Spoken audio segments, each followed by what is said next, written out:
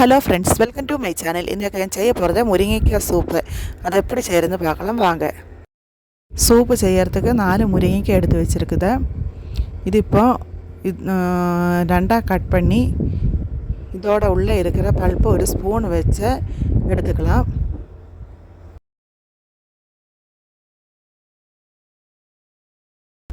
இப்போ இதை சின்ன சின்னதாக கட் பண்ணி எடுத்துக்கலாம்.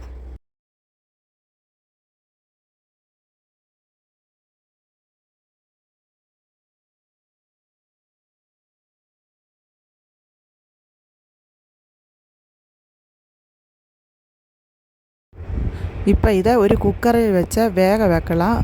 தேவையான அளவுக்கு உப்பு போட்டு 1 டம்ளர் தண்ணி ஊற்றி 2 டம்ளர் தண்ணி ஊற்றி 3 விசில் வர வரைக்கும் இது வேகட்டும். 3 விசில் வந்துச்சு.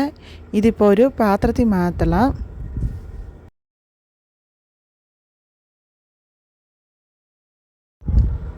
ஒரு வடைச்சட்டியில் 1 ஸ்பூன் எண்ணெய் ஊற்றி எண்ணெய் சூடானதும் 5-6 பல்லு பூண்டை சின்ன சின்ன பீஸாக கட் பண்ணி போடலாம்.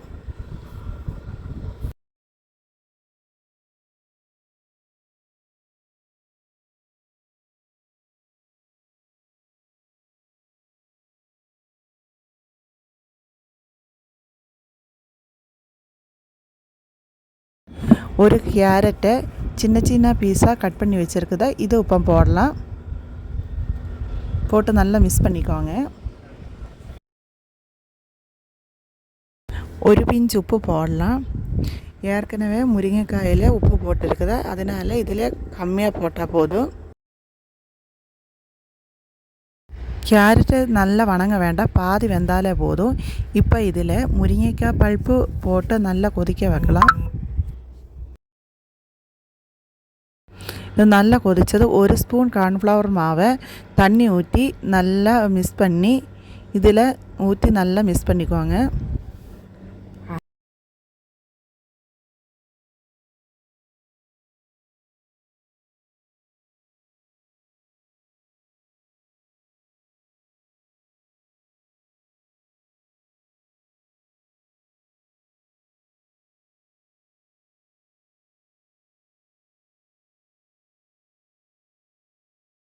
இப்போ 1 ஸ்பூன் பெப்பர் பவுடர் போட்டு நல்லா கலந்துக்கோங்க.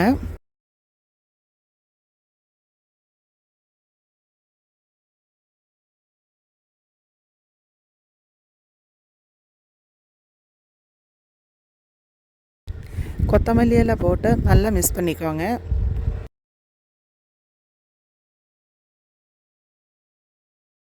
அவ்வளோதாங்க, நம்மளோட ஈஸி ஹெல்த்தியான முருங்கைக்காய் சூப்பர் ரெடி ஆயிடுச்சு.